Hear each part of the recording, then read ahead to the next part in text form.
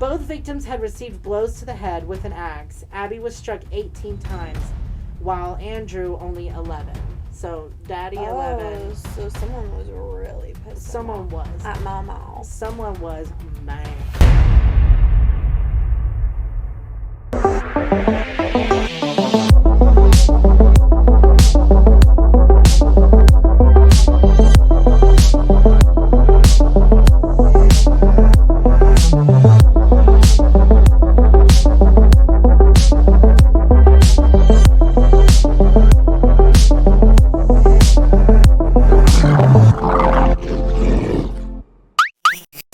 Welcome back to the local Gayliens, where things get weird and they stay weird. I'm Brandon. I'm Ashten, and we're a paranormal podcast. And we get spooky. Yes. Sometimes. Sometimes we get it's ridiculous. Really spooky. Really spooky. Yeah, a lot of times it's just us rambling and talking about things that have nothing to do with the supernatural. So welcome to a supernatural podcast where we talk about nothing supernatural. Yeah. No, I'm just kidding. That's not true. We do, okay? Yeah, we do. It's just we buried. have good stories. Yeah, it's just buried under our daily traumas. Mm-hmm. And yeah. Which is also spooky. So spooky. Speaking of trauma. Oh. I got a haircut. I personally think it looks good. I'm glad you do. Have you gotten any feedback? I have not, because I think people are afraid to give me the honest truth. Because I walked out of that place feeling like I had enlisted in the army. I asked for a little off the top, and that bitch said, "Oh, a lot?" Yeah. She said, a lot. She was like, I'm going to do what I want. Yeah. She said, actually, I think you would look better if you resembled Ellen DeGeneres. Or a softball coach. She shaved my head, and she was like, there you go. Now you're the lesbian you were meant to be. Hannah's going to think you're trying to copy her now. She is. She is. She's like, that bitch is coming for my look. Wait till I take your girl, too. Might have already done it. Uh-oh. She's going to watch this and be like, they're roasting me again. Yes, she goes, oh my God, they're icing me out. Love you, Hannah. Oh my gosh. Well, my story today, so disclaimer, I don't know how historically accurate this is or if it's like made up all together. Because I'm not going to lie, reading it halfway through, I was like, is this just fan fiction? And then I was like, you know what? Screw it. We're already here. So buckle up. I'm ready. Okay. It's not like crazy, but it's also not like really super scary. I just found it super interesting. And Pride Month is coming up. Mm-hmm. So I was like, oh my God. So here's a little teaser. Yeah, we got a little something on the DL. Yeah. Yeah. Yeah. Yeah. Okay, well, with that, today we are going to talk about Miss Mother, Lizzie Borden. I love it. Right? Oh I'm ready for this. This is true. This is not fan fiction. This is true. Is it true? I've heard this story. Okay, good. Yes. Then I am historically accurate. I mean, I don't know about your facts. Don't backtrack. Don't backtrack. But you told me she was a big old. This is history. Her story. Her story.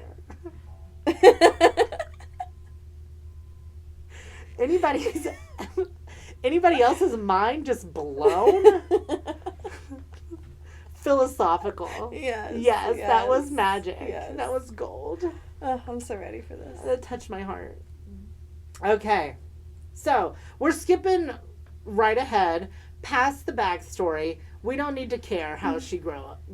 It's not important to what we're trying to accomplish here.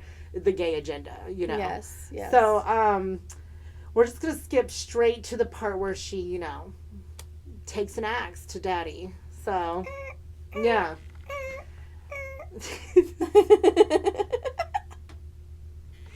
I feel like I might be next. Is it a lesbian thing to just axe people? Don't mess with a lesbian, folks. She said, I don't know, but don't try to find out. All I know is we got each other's backs. When we're giving you those 40 whacks. Yeah. Ooh! This is Ashton's rap career she's starting. Yeah. We got each other's backs. Yeah. When we give you 40 whacks. Her name's You Lil lesbians. Yeah, Little Miss Axe. Little lesbians. Yes. Little Miss Axe. Oh my gosh, I love that. Little Miss Axe who has an ass. This is what we were talking collaborate, about. Cardi. Yes, Cardi. I love her, low key. I'm not gonna lie. Me too. Ooh, I love everything about her. When she's like, ah, I love that. And she's a Libra. She makes me laugh. Shout out, Libras. Hey, I don't know nothing about it, but I'm a Libra. Okay. So that means you know everything about it because you know everything about me. Well, yeah, but I don't know how you're supposed to be. Oh, you don't know what my Libra qualities are. I just know how in generally fucked up you are. It's very Libra of me. I'm obsessed. Thursday morning on August 4th, 1892, murder swept the Borden household. Lizzie spent the morning in the barn searching for metal sinkers to use for fishing with her sister, who was away at Fairhaven. I think Fairhaven is it sounds like a psychiatric hospital. It does, but is it like a call? Maybe a girls college. Go to college back then? Yeah, I would say so, right? No. I don't know. No, I don't know my history like that. Maybe not, honestly. I think maybe it was a psychiatric hospital. Upon, I don't know. It doesn't explain. Like we said, this might not be correct. Yeah. But hang in there. Upon returning home, Lizzie discovered the body of her father. Yeah. Bridget Sullivan, the Irish household maid referred to as Maggie by the children, was in the attic when she heard Lizzie shouting to her, "Maggie, come down!" Bridget was startled by her tone. "What's the matter?" "Come down quick, father's dead. Somebody's come in and killed him." And I'm just kind of like, that's a weird way to phrase that. Someone has literally broken in and murdered father. But also, Maggie's just, chilling up in the attic and had no idea. Yeah, and, there's a lot to unpack there. Her name is Bridget, and you're calling her Maggie, Wait, what? Yeah. Yeah. Is Maggie, a short, a nickname for Bridget? For Bridget? I don't think so. The kids were just like, oh, your name's Bridget? Well, you work for us. Oh. Maggie. Oh. I know. That's very much Mean Girl energy. Yeah. Okay, so maybe Dad deserved it. Yeah. Her father was reclined in the sitting room sofa. His bloodied coat was bunched behind his head. Abby was later discovered in the guest bedroom. Mm-hmm. Her body was face down on the floor beside the bed. Both victims had received blows to the head with an axe. Abby was struck 18 times, while Andrew only 11. So, Daddy 11. So someone was really pissed. Someone was. At Mama. Someone was mad. Okay. We're not... Allegedly. Lizzie. Allegedly. Mm-hmm. Mm-hmm. But according to her, someone had broken in. Police descended on number 92 2nd Street. Just way to oust them like that, Yeah. Guilt was immediately placed upon Lizzie, as it should be, because... What about Maggie, though? Yeah, well, I don't know. I don't know. That would, yeah, maybe. Well, because if Maggie was there, wouldn't she have heard Lizzie killing her parents? See, that was my thought, too. But I think I know why. I'll let you keep going. Oh, wait. She hadn't left the house for very long on the morning when the crime was committed. The previous day, she had attempted to purchase cyanide. What does cyanide do? It's poison. Oh. I think it was used as a, I don't remember. It was a medication. It was in stuff that we actually used. You could get a prescription for yes, poison? Yeah. The Sunday following the double murder, a witness saw Lizzie burning a pale blue Bedford cotton dress in the kitchen stove, allegedly because it had been ruined by wet paint or tons of blood. The barn loft floor was coated in dust, revealing that no one had set foot there for quite some time. So how could she be in the barn? There's no way you were looking for fishing things. Mm-hmm. Sorry to like run down your whole gig here, Lizzie, but like you're sounding a little sus. Yeah. With the mounting evidence, Lizzie was indicted for both murders. Which, I mean, fair. I forget. How old was she? Do we know? I don't know. I do not know off the top of my head. Okay. I don't think she was that old, though. She was still... Because I'm like, are we talking like... I would say early 20s. Oh, okay. So she wasn't like a child. Yeah, I would say early 20s, like upper teens. Okay. Yeah. With the mounting evidence, Lizzie was indicted for both murders. Her trial lasted 14 long days in June of 1893. 14 days ain't long. Some of these trials be running for months. Literally. And they're like, 14 days. God, it took forever. However, luck was on Lizzie's side. Testimonial concerning her attempt to purchase poison was barred. So they like basically said it can't be used as evidence. Oh, interesting. Right, which I think saved her ass. Jose Carrera had recently committed a similar axe murder in the area, spreading reasonable doubt among the jurors. After 1.5 hours of deliberation, the jury returned a verdict of not guilty. Though legally liberated, many maintained her guilt. So they were like, you innocent girl. And the town was like, bitch. Yeah, you she did was it. basically like a witch after that. It was like, you know what? It was like Casey Anthony. Where the jury was like, you're innocent. And everyone else was like, bitch. But somehow she still comes out with Netflix documentaries. And she's on TikTok now. Trying to be like a weightlifter or some shit. It's like, girl. 5 weeks following the acquittal of Lizzie Borden, she and Emma moved to the Hill. I don't know who Emma is, and I don't really think it goes into great detail. Do we know her sister's name? No, but maybe it's her honestly, sister. it might be her sister. A fashionable area of town where the street owned by Charles M. Allen. So they moved to this new town. It had been built in 1890 and was purchased in July of 1893 for the modest price of $11,000. You ain't buying no house for $11,000 nowadays. And people are like, I don't know why y'all bitching and complaining things are better than ever. It's because we can't buy a house for $11,000. Yeah. Immense maples shadowed the home. Lizzie chose a suitable name for their new domicile. Maplecroft is what they named their home. Oh.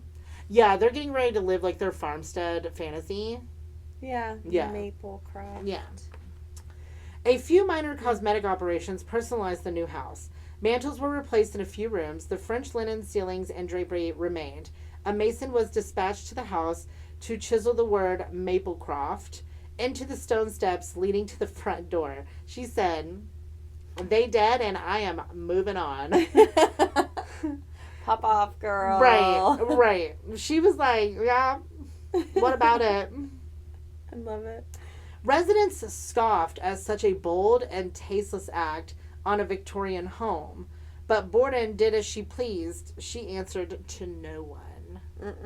She said, bitch, what? I did it and I'm off. I got away with it. And look at me chiseling my name in my house.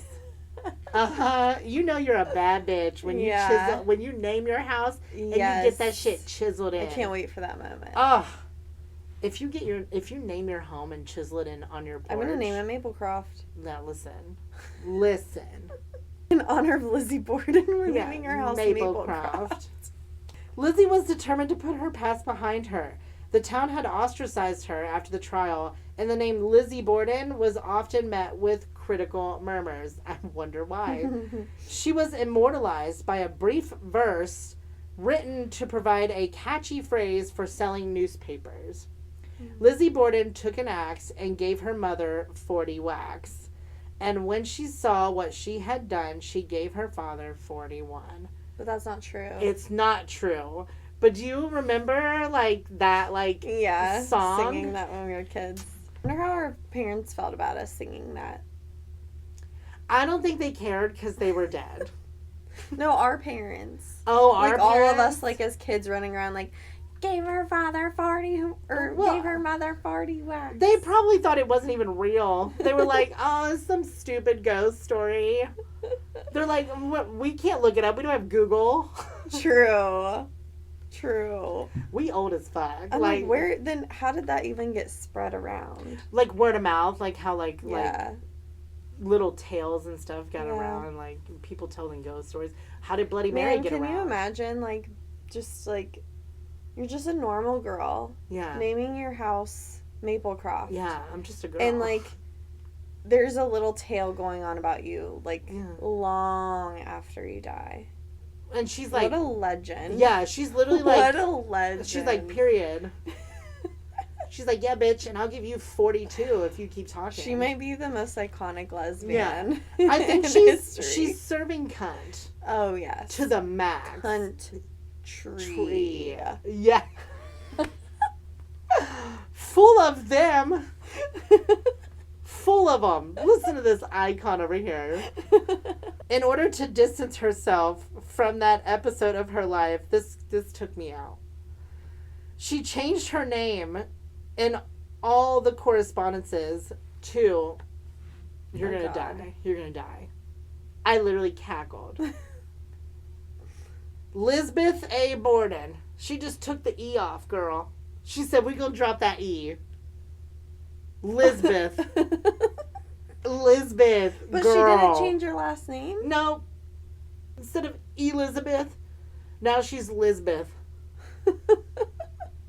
I did not understand that. And I feel like back then, like, your last name would be, like, the most important thing you would want to change. Yeah. If you don't want to be tied to that. Yeah, I would not be. I'd be changing my last name. I'd be like Elizabeth Taylor or something. I don't know. I'd be like Elizabeth Chair. Croft. Maplecroft. I don't know. That sounds like a good idea. She named her house after it. Elizabeth Maplecroft. Honestly, it that actually has a sounds ring. Perfect. Yeah. She was a new woman with a new future. Maplecroft itself changed with her when it was renumbered 306 in 1896. So I guess they just like changed the street number. Mm-hmm. I don't know what they did in the 1800s. Yet Lizbeth's dealings with the law were not over. A warrant was issued for Borden's arrest in 1897. She was accused of stealing 2 paintings from the Tilden Thurber Company store in Fall River. Authorities asked her to sign a confession in lieu of issuing a warrant. Her stubbornness prevailed, and within a day of the warrant being issued, she signed the confession. The matter was resolved quietly and privately. So that basically, was for her stealing? Yeah. Okay. So basically, she stole, and then she confessed, and they were like, "We'll let her go." Okay, well then honestly, that makes me feel like she didn't kill her parents because the girl has no problem admitting her faults. I mean, there's a big difference between stealing a few things from the local grocery store and chopping your parents up. I think with a local grocery store... She speaks her truth. Yeah. Yeah, she's a woman in power. She was definitely like, you know what, bitch, I did not kill my parents, but I robbed the shit out of that store. Yeah. And I'd do it again.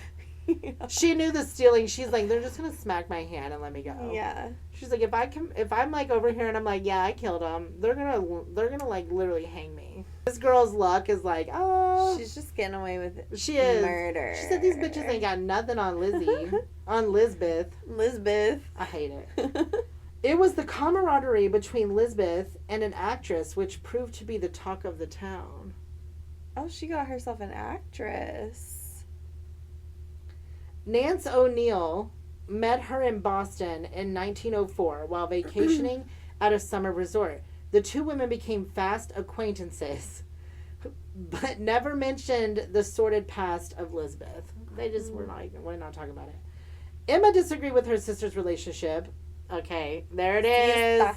See, I hate when unfolding information happens later. I'm like, I need to know who the fuck Emma is. Though O'Neill was a married woman, fellow colleagues knew her to be a lesbianist. Yeah. Did she have a lavender husband? I'm assuming that's what the situation was. They don't mention the phrase lavender husband in here. Well, yeah, I don't think it was a thing. Yeah, but everyone was like, tell us the truth, Nance. Are you guys scissoring? Her relationship with Lisbeth may have gone beyond a typical friendship, you think? Obviously. That winter, Maplecroft played host to a party Lisbeth threw for O'Neill. She threw a little party. Nance was in town with her theater troupe performing at the local Academy of Music. As the performance ended, the Borden carriage was waiting at the stage door to whisk the actress away to Maplecroft. She's a romantic. Yeah. Lisbeth is like, I'm a new woman. Yes. It's not about axing people anymore. She's like, anymore. I picked my ladies up. Yeah, she's like, I got you. She's butch. She's definitely the man in the relationship. Her fellow thespians, love that word, followed in hot pursuit. Whispers told of a play Borden was writing for Nance, but it was never spoken of in public. Lisbeth invited the actress again to visit her home when she returned later during the theatrical season. This time, Nance arrived alone. She was sick from overwork. Nance is like, I'm exhausted, bitch. Yeah. And Lisbeth is like, she's like, take care of me. I got you. You know, I don't gotta say it. Tension was mounting in the house as Emma's kinship with her sister was quickly fading. So Emma's like, I'm over this. Mm-hmm. I think she's basically like, don't bring that Lizzie here. Yeah. Yeah. Without finding solution to the disagreement with her sibling, she consulted the Reverend Buck. There's always a Reverend. And his name is Buck. Buck. Reverend Buck. After telling the tale of what had been transpiring at Maplecroft, the shocked Reverend advised Emma to move from the premises immediately. He's like, you gotta get away from that gay shit. He's like, it's an illness. You're gonna catch it. You're gonna catch the gay, and then before you know it, you're gonna be scissoring. Like, you need to go. Buck knew his shit. Oh my gosh. Emma moved from the house in June of 1905. She never spoke to her sister again. Damn. That's like, yeah, harsh. So she's like, go on, murder our parents, we're Gucci, but yeah, with a bring woman, home a woman. Get out, devil bitch. Oh I'm just gosh. like, yeah, what a way to like be like, you know what? I know you murdered our parents. That really sucks, but you're gay. That crosses the line. Yeah, I can handle you axing our mom and dad, but like, you took it too far. You go down on women? Gross. Homophobic. Yeah. Emma stayed with the Reverend's family until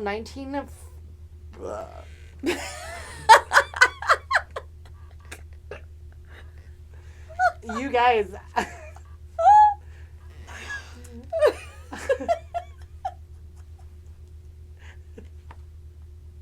That's so funny.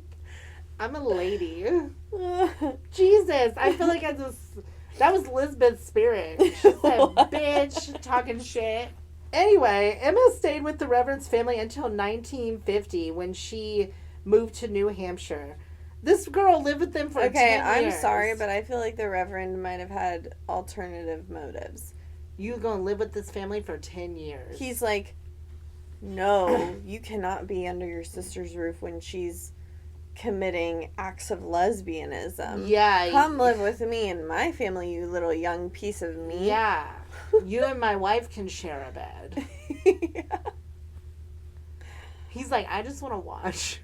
That's weird. 10 years, dude. 10 years. 10.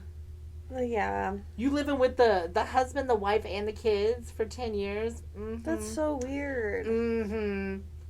Reverend Buck was getting it. Nance broke off the companionship the following year. Lisbeth never recovered from her abandonment by the actress. She was left to her own devices in her home on French Street. Lonely years passed in her private isolation. She was recluse in a world who had shunned her.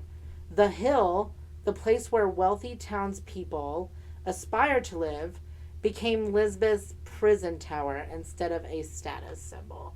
I know. So she moved there for a new life. She was like, look at me, I'm rich as fuck, you know, because parents died, inheritance probably.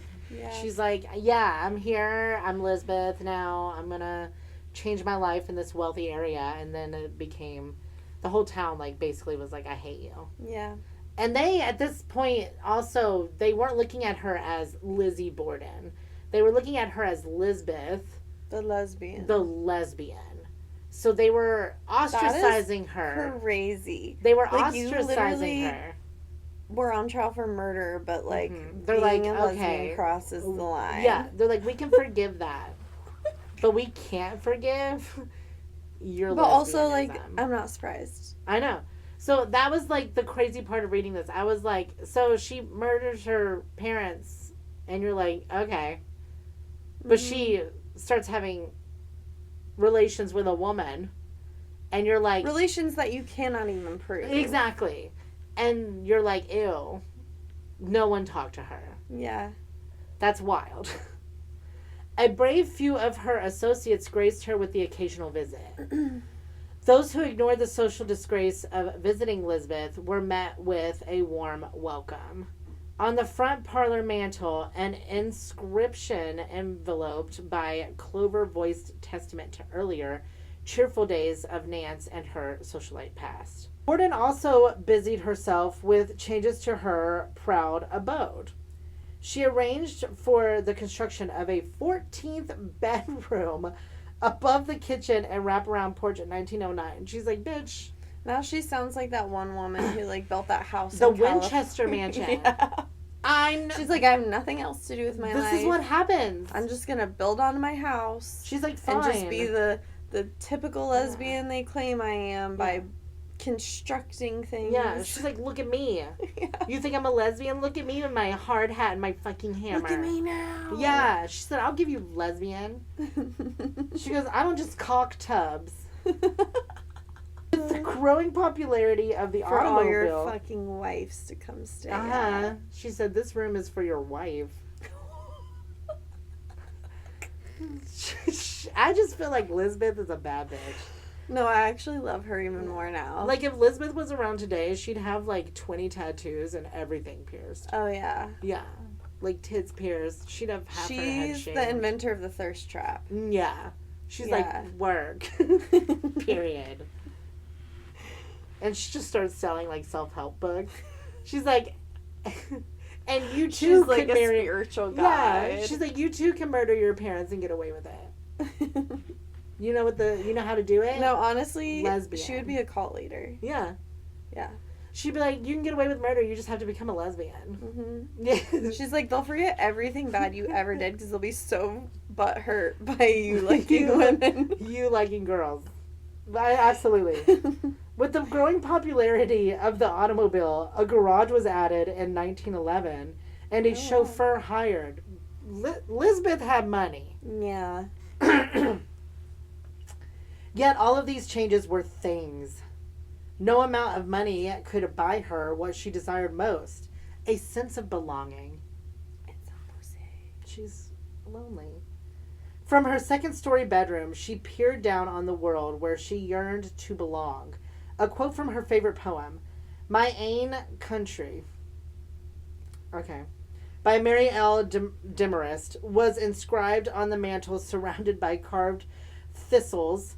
Lisbeth was fond of Scottish poetry and prose. So she's like doing everything she can to feel normal. Mm-hmm. I feel bad for her. Also, I think she murdered her parents. I don't know why, though, so I'm like, meh. She found comfort in the sorrows of others. The years of torment would eventually end. Borden was taken to the hospital in 1926 with a gallbladder infection. Though she was treated for her ills and released after 3 months, she never recovered her health. Aww. Yeah. Yeah. 1 year later, she was stricken with pneumonia. Oh, no. She passed away in her bedroom at Maplecroft on June 1st, 1927. At least she died at home. Yeah. You know. At Lisbeth's request, the first and fourth verses of My Ain Country were sung at her funeral. Her, like, poem thing. Few people attended. Her body was laid to rest beside her murdered family members. Oh, my gosh. I know, this was so much shade. Only 9 days later, Emma suffered a fatal fall at her home in Newmarket, New Hampshire. She, too, was buried beside her estranged sister at Oak Grove Holy Cemetery. shit, she died 9 days after her? I think That's Lizzie's crazy. spirit came back and said, bitch. Yeah. Lizzie said, I'm going to take you too, bitch. She was like, if I'm laying in the ground, we're all laying in the ground. All of us, by each other. Next to mommy and daddy. Then I chopped the fuck And then up. she's gonna, like, haunt them in the afterlife. She's like, I'll see you in hell, bitch. Yeah. Yeah. Ooh. Because Lisbeth had that attitude, obviously. She had to. Yeah. Right. In Lisbeth's will, the sum of $500 was placed in perpetual trust to tend to her father's grave. That's sweet. And also odd, Yeah. right? Like if you killed him. Trauma bond. Her immense fortune was dallied out to the people who stayed with her through her final years. See, this is why you don't blow your friends off for some hoochie. Yeah, don't abandon them. No. Because guess what? They might leave you their money because you're their family. Mm-hmm. The largest portion, $30,000 of her estate, which back then Was a lot was of money. like $300,000 or something. Maybe even more than that, like $3 million. Was donated to Fall River Animal Rescue League to care for the many unwanted animals. Bless her. I know. Their love, after all, was unconditional of guilt or innocence. See, she can't really be a murderer, right? I'm thinking so my brain says she did it. I And think then she has good reason, though. Yeah, that's my thing. Like, I don't think she was just out here like, Daddy told me I couldn't have any sugar. Yeah, so murder. I think there was a reason she did it. She was obviously remorseful of it. Mm-hmm. And I feel like, I don't know, I feel like she found peace in herself, but she knows what she did was wrong. So she's trying to make up for it. You know what I mean? Because even though she may have had good reason, if you're like religious or anything like that, there's no reason to kill another human being. Yeah. Do I agree with that? No. I think there's many reasons like maybe someone should be killed. There's bad people. Maplecroft was sold. Sad. After a failed attempt to convert the house into a bed and breakfast, it changed owners again in 1980 when it was purchased by Robert Dube. Tours were offered for a short time before ceasing in 1992. Dube placed the house on the market in 2008. Its ultimate fate is yet to be known. Supposedly, the Lizzie Borden house is haunted. Mm-hmm. While the ghostly focus of the Borden family is concentrated on the bed and breakfast on 2nd Street, Maplecroft hides its own phantoms. Michael Dube, son of owner Robert, recalls strange experiences in the house. While he slept in Lizzie's bedroom as a teenager, he experienced her benign presence on a few occasions. Mm. A friend even witnessed her apparition.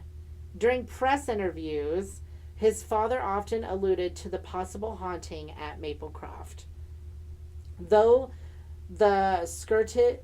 he skirted the issue, any reference to the ghost of Lizzie was treated with an air of indifference and acceptance. Like, I don't know if it is there, but like, sure. And I'm like, that means it's haunted. Yeah. In death, she seems to be a pleasant creature, welcoming life and joy into her humble home. So she's not like a mean bitch. Yeah. She died. I bet you she loves lesbians. Oh my god. Could you imagine you go there and like Lizzie Borden eats you out? Oh, what? Oh yeah, no. That's not what I meant. I mean, there are people that have relations with ghosts. Right? It could be you. Is that cheating?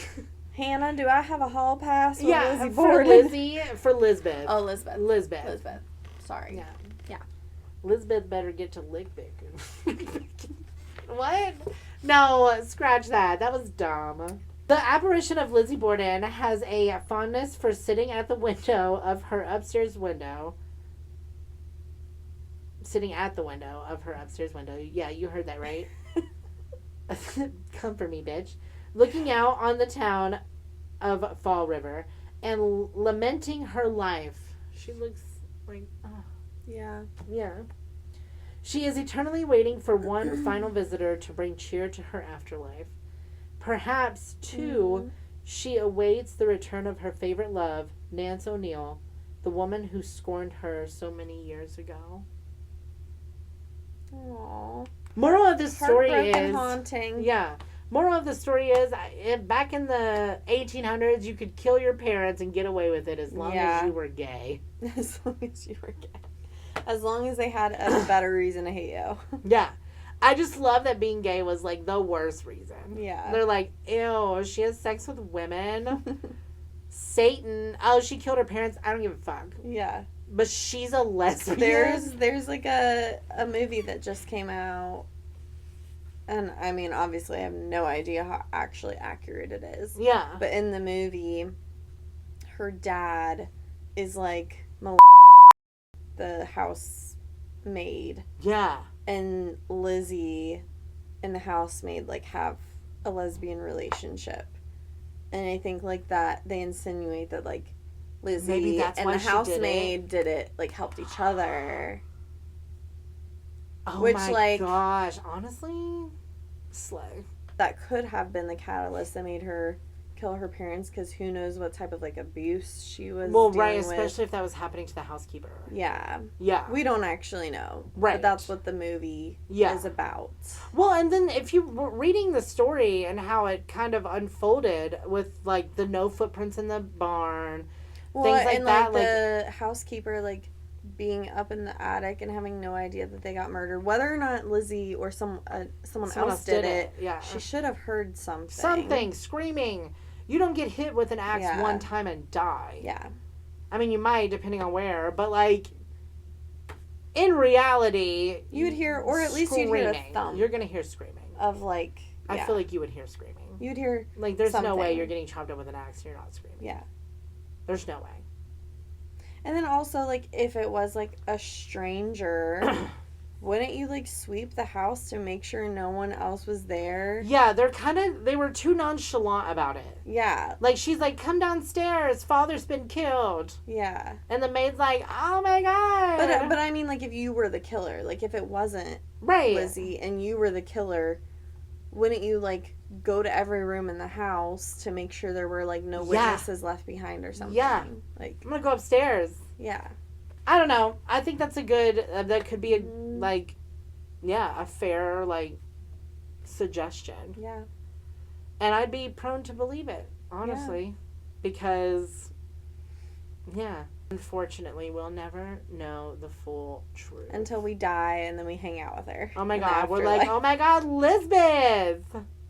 What is up, bitch? I just imagine, like, the afterlife being similar to, like how we are, well, like, how we live right now, where we just, like, run into ghosts and we're like, oh my gosh, like, I've heard so much about you. Can I get a photo? Like, like, it's just, like, it's like Earth, but, like, no, like, there's, like, no bills and shit. You're just, like, living in a neighborhood. And you're just, like, running into, like, famous ghosts that you knew when you were alive. You're like, oh my God, did you see, like, Abe Lincoln moved in down the street? Bitch.